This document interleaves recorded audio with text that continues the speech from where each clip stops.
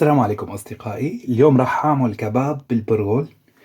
عندي كاسة شاي برغل ناعم.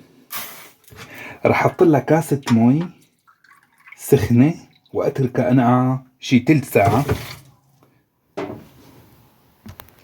أصدقائي، بعد ما نقعت البرغل الناعم عندي البهارات: معلقة بابريكا، معلقة ملح، نص معلقة فلفل، عندي بصلة صغيرة، وعندي سنايتين توم، عندي تقريبا نص كيلو لحمة،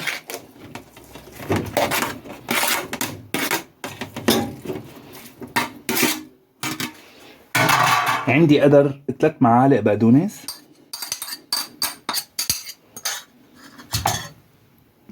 وهلأ راح أفرك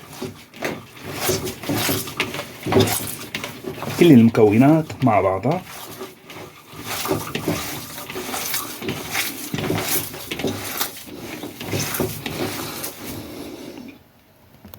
أصدقائي، بالنسبة للحمة لازم تكون مدهنة شوي.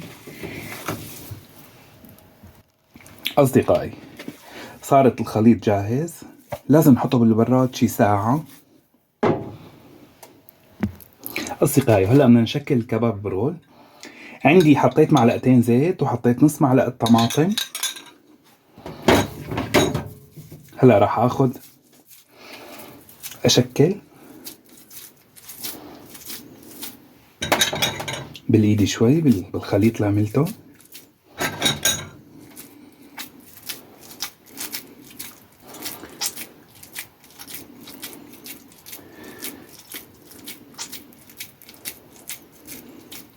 وراح أطالعه وأحطه بالصينية.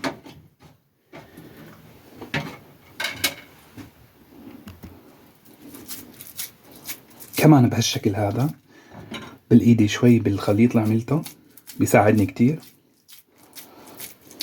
وكمان بطالعه هيك وبحطه بالصينية بهالشكل هاد وبكفي.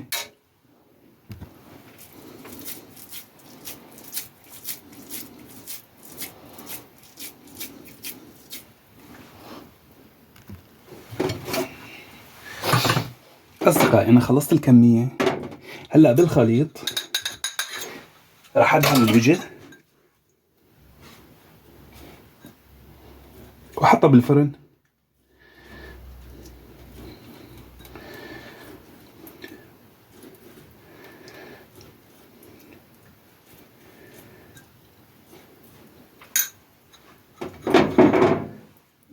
وهيك أصدقائي، صينية الكباب صارت جاهزة عندي.